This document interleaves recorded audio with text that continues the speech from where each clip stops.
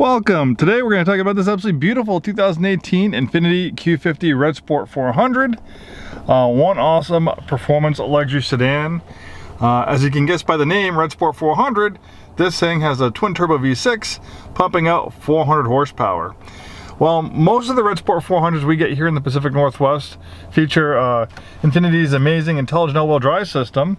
This one's actually a rear-wheel drive version, which is a little bit more rare in our neck of the woods. Most of the rear-wheel drive Q50s we find, a little bit further south, like in the California, Texas, Florida, those areas.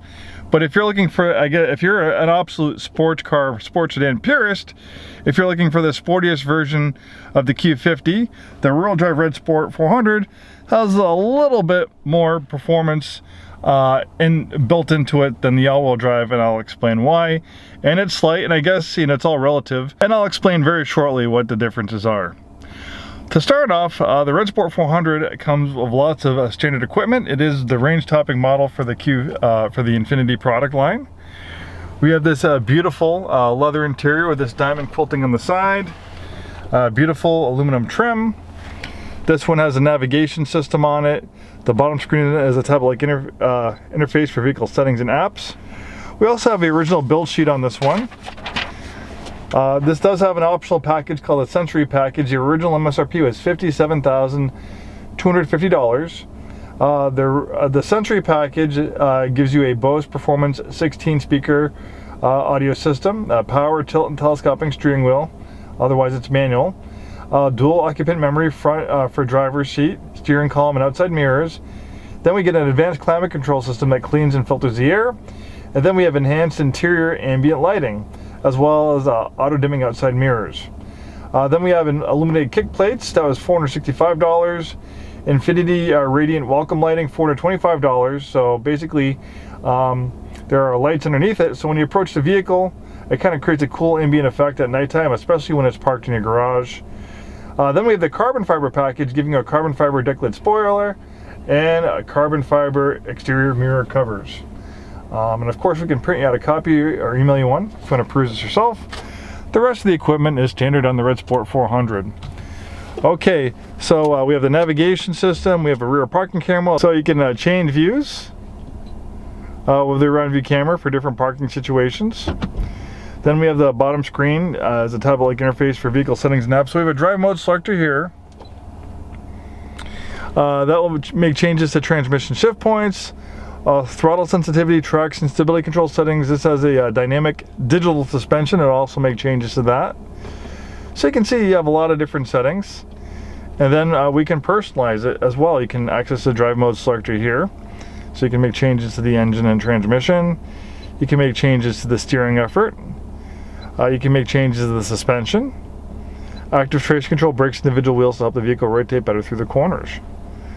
Really cool stuff. And as we mentioned, power adjustable steering wheel that tilts and telescopes. This one has 51,241 miles at the time of making this video. Blind spot warning. Also with the Red Sport 400 you have aluminum pedals, and then when you get the Red Sport you get steering wheel paddle shifters so you can take control of the 7 forward gears. On the non-Red Sports, the non-Sport, you have to use the manual shifter here to put it in manual shift mode. You pull the shifter back, it pushes the left up to upshift, back to downshift. But having the steering wheel paddle shifter is a little bit nicer.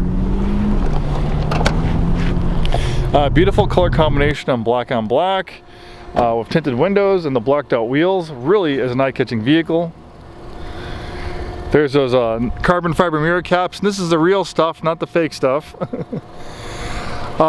So let's talk about some of the differences with the rear-wheel drive versus all-wheel drive Red Sport 400. Well, with the rear-wheel drive Red Sport 400, you have about a ½ inch to an inch lower ride height, so you have a little bit more of a lower stance versus the all-wheel drive. The all-wheel drive has a slightly higher ride height, for more all-weather type conditions, driving in the snow and stuff like that. But having that slightly higher ride height's going to affect the handling, so a little bit better, sportier handling, a little bit more of a sporty stance. With the rear-wheel drive, also with the rear-wheel drive, you have a slightly more aggressive wheel and tire package than the all-wheel drive Red Sport 400, so that slightly improves performance as well. You can also see we have the red painted calipers with the Red Sport. 2018 is a great year for the Q50 because it got its first and maybe its last revision. So the Q50 came out in 2014. In 2018, they gave the exterior and the interior a slight refresh. They have an updated front face in 2018, and pretty much all the way to 2023 it hasn't changed. And it's not 100%, but it actually looks like 2023 will be the last year of the Q50. It'll probably be replaced by a electric vehicle, electric Q50. We don't know quite yet. So yeah, I mean, if you like the Red Sport 400, if you like Q50s in general, they're not going to be around here forever. There'll be maybe an electric version, but if you like twin turbo 400 horsepower V6s, yeah, then you know it's a fleeting you know, it's a fleeting thing to find you know, nice low mileage clean examples like this. As they get older and more miles on them, it'll be harder to find nice Red Sport 400. So luckily we have this beautiful example right here. All right, so what else will affect the performance of the vehicle? Well, the all-wheel drive system does add a little weight to it. The all-wheel drive system weighs about 150 pounds.